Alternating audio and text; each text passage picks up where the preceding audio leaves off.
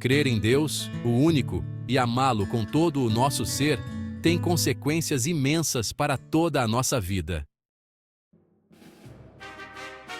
É conhecer a grandeza e a majestade de Deus. Deus é grande demais para que o possamos conhecer. Jó 36, 26. É por isso que Deus deve ser o primeiro a ser servido. É viver em ação de graças. Se Deus é o único, tudo o que nós somos e tudo quanto possuímos vem dele. Que possuis que não tenhas recebido. 1 Coríntios 4, 7. Como agradecerei ao Senhor tudo quanto ele me deu. Salmo 116, 12. É conhecer a unidade e a verdadeira dignidade de todos os homens. Todos eles foram feitos à imagem e semelhança de Deus. Gênesis 1, 26. É fazer bom uso das coisas criadas. A fé no Deus único leva-nos a usar de tudo quanto não for Ele, na medida em que nos aproximar dele, e a desprender-nos de tudo, na medida em que dele nos afastar. Meu Senhor e meu Deus, tira-me tudo o que me afasta de Ti. Meu Senhor e meu Deus, dá-me tudo o que me aproxima de Ti. Meu Senhor e meu Deus, desapega-me de mim mesmo, para que eu me dê todo a Ti. É ter confiança em Deus, em todas as circunstâncias, mesmo na adversidade. Uma oração de Santa Teresa de Jesus exprime admiravelmente tal atitude. Nada te perturbe, nada te espante. Tudo passa, Deus não muda. A paciência, tudo alcança. Quem a Deus tem, nada lhe falta. Só Deus basta. Parágrafo 2. O Pai. Em nome do Pai e do Filho e do Espírito Santo. Os cristãos são batizados, em nome do Pai e do Filho e do Espírito Santo. Mateus 28, 19. Antes disso, eles respondem: creio, a tríplice pergunta com que são interpelados a confessar a sua fé no Pai, no Filho e no Espírito Santo. A fé de todos os cristãos assenta na Trindade.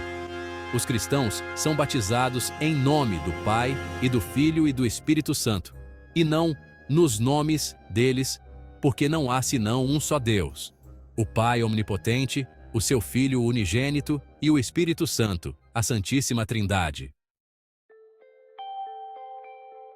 O mistério da Santíssima Trindade é o mistério central da fé e da vida cristã. É o mistério de Deus em si mesmo e, portanto, a fonte de todos os outros mistérios da fé e a luz que os ilumina. É o ensinamento mais fundamental e essencial na hierarquia das verdades da fé. Toda a história da salvação não é senão a história do caminho e dos meios, pelos quais o Deus verdadeiro e único, Pai, Filho e Espírito Santo, se revela, reconcilia consigo e se une aos homens que se afastam do pecado. Neste parágrafo se exporá brevemente de que maneira foi revelado o mistério da Santíssima Trindade, como é que a Igreja formulou a doutrina da fé sobre este mistério e, por fim, como é que pelas missões divinas do Filho e do Espírito Santo, Deus Pai realiza o seu desígnio de benevolência de criação, redenção e santificação. Os padres da Igreja distinguem entre teologia e oikonomia, designando pelo primeiro termo o mistério da vida íntima de Deus Trindade, e pelo segundo, todas as obras de Deus pelas quais ele se revela e comunica a sua vida. É pela oikonomia que nos é revelada a teologia, mas inversamente é a teologia que esclarece toda a oikonomia. As obras de Deus revelam quem ele é em si mesmo e, inversamente, o mistério do seu ser íntimo ilumina o entendimento de todas as suas obras. Analogicamente, é o que se passa com as pessoas humanas. A pessoa revela-se no que faz, e quanto mais conhecemos uma pessoa, tanto melhor compreendemos o seu agir. A Trindade é um mistério de fé em sentido estrito, um dos mistérios ocultos em Deus, que não podem ser conhecidos se não forem revelados lá do alto. É verdade que Deus deixou traços do seu ser trinitário na obra da criação e na sua revelação ao longo do Antigo Testamento.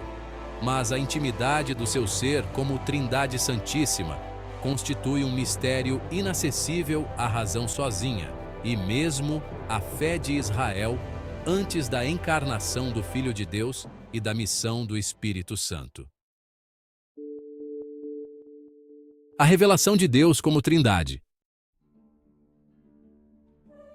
O Pai revelado pelo Filho. A invocação de Deus como Pai é conhecida em muitas religiões. A divindade é muitas vezes considerada como Pai dos deuses e dos homens. Em Israel, Deus é chamado Pai enquanto Criador do mundo. Mais ainda, Deus é Pai em razão da aliança e do dom da lei a Israel, seu filho primogênito. Êxodo 4, 22. Também é chamado Pai do Rei de Israel, e é muito especialmente o Pai dos pobres, do órfão e da viúva, entregues à sua proteção amorosa.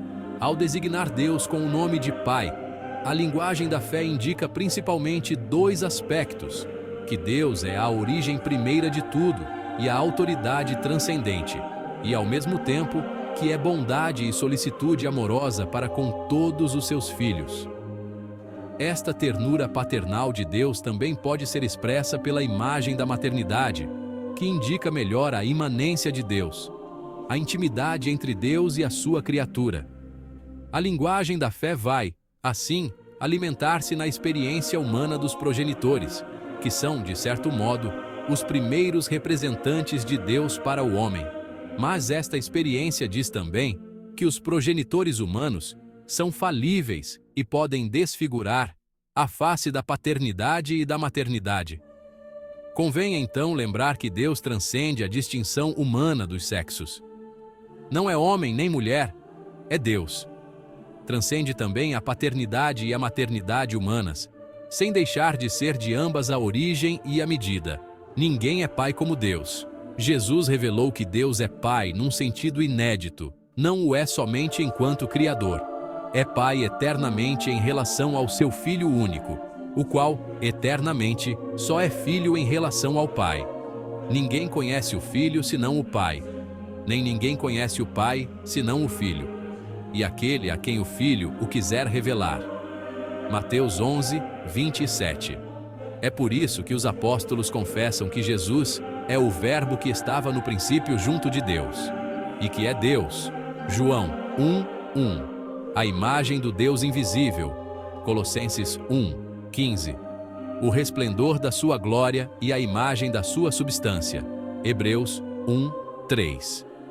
Na esteira deles, seguindo a tradição apostólica, no primeiro concílio ecumênico de Nicéia, em 325, a Igreja confessou que o Filho é consubstancial ao Pai, quer dizer, um só Deus com ele. O segundo concílio ecumênico, reunido em Constantinopla em 381, guardou esta expressão na sua formulação do Credo de Nicéia e confessou: o Filho unigênito de Deus, nascido do Pai antes de todos os séculos, luz da luz, Deus verdadeiro de Deus verdadeiro, gerado, não criado, consubstancial ao Pai.